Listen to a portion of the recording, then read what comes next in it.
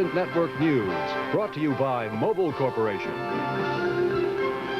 Good evening. It was a meeting of kindred souls at the White House today as President Reagan gave Britain's conservative Prime Minister Margaret Thatcher a warm and colorful welcome. Charles Quinn has details. There is always something special when the leader of Great Britain visits the White House.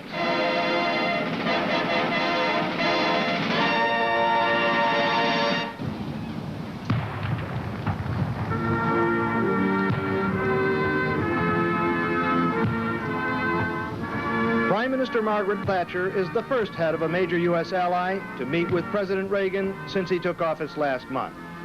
Normally, these ceremonies are marked strictly by amenities, diplomatic niceties. But today, President Reagan talked about what he called the brutal invasion of Afghanistan and the tension in Poland. Our challenge today is to ensure that belligerence is not attempted again by the false perceptions of weakness. So long as our adversaries continue to arm themselves at a pace far beyond the needs of defense, so the free world must do whatever is necessary to safeguard its own security.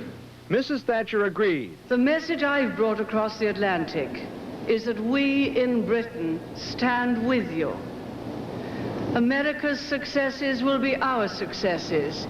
In Britain, you will find a ready response, an ally, valiant, staunch, and true.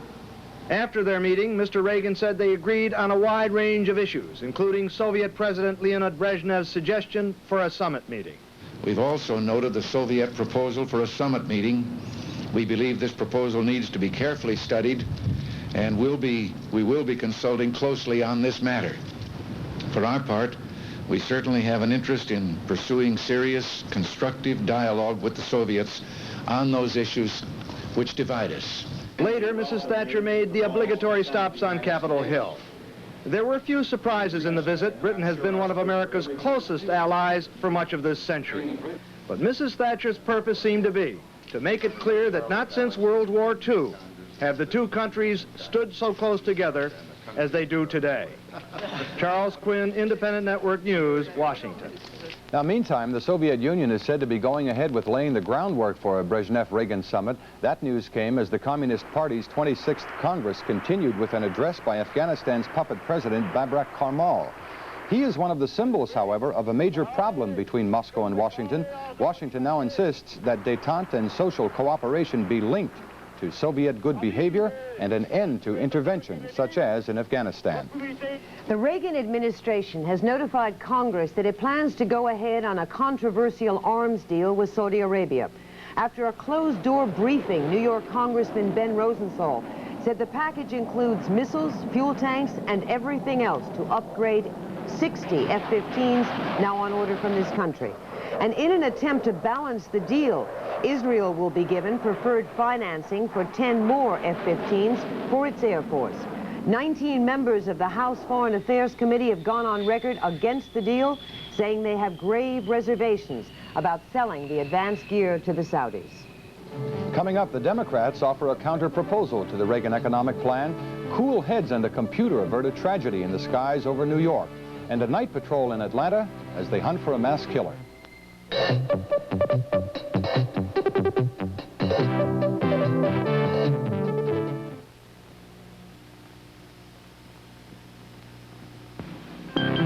A message from the Mobile Information Center. Good evening, I'm Dick Callanan. America's coal reserves are the largest in the Western world, equivalent to 1 trillion barrels of oil. But due to government regulations, these reserves are largely untapped. At a coal mine in Wyoming, Carol Richards explains. It's possible to open a new safe and clean coal mine in about 3 years, yet in many instances it's impossible to get all the government permissions in less than another 3 years. That's how long it takes to get the 100 or so permits required.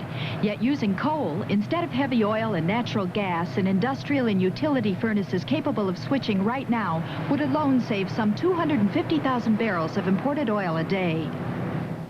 Many energy experts say it makes little sense to import over 7 million barrels of oil a day when Americans are sitting on so much coal. This has been a message from the Mobile Information Center.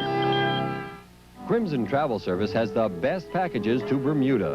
Until March 15th, you can enjoy a 4-day, 3-night Bermuda getaway for only $259 per person double occupancy, including airfare and accommodations, too. 7 days, 6 nights, $354 in cottage or apartment-type accommodations. Hotel packages, only $280 for the getaway and $392 for the week package. Enjoy Bermuda after March 15th, too, of course, at higher on-season rates. Wherever you'd like to go, call Crimson Travel now. My customers, they all have something going for them. Harry, my classic profile in a 8769. Phyllis, my PhD and 453. Me, I got my newsstand and my daily number. I play every morning, find out every night if I won. It's fun, it's action, it's simple. So play the daily numbers game. Hey, Mr. Van Swag, you're in finance. What do you look for? I look for 3.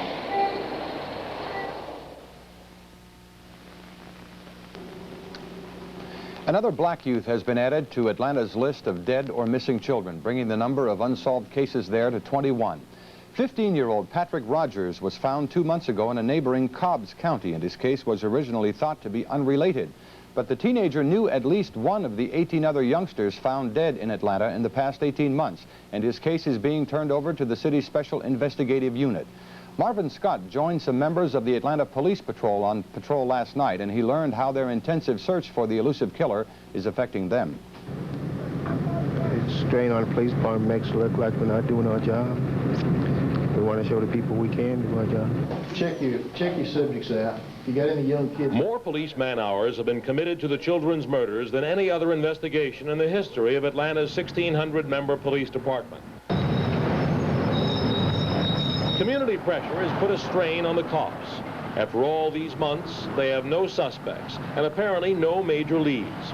And there's the belief among some investigators that the killer is an authority figure, possibly a policeman or someone posing as one.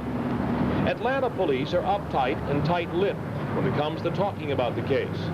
In suburban DeKalb County, where 2 of the murders occurred, police are more willing to talk about their own frustrations and the strain the murders has put on them. We're all under a lot of stress here, mainly because of frustration and lack of ways to go on. Jimmy Hill is 32. He's been a police officer for 5 years.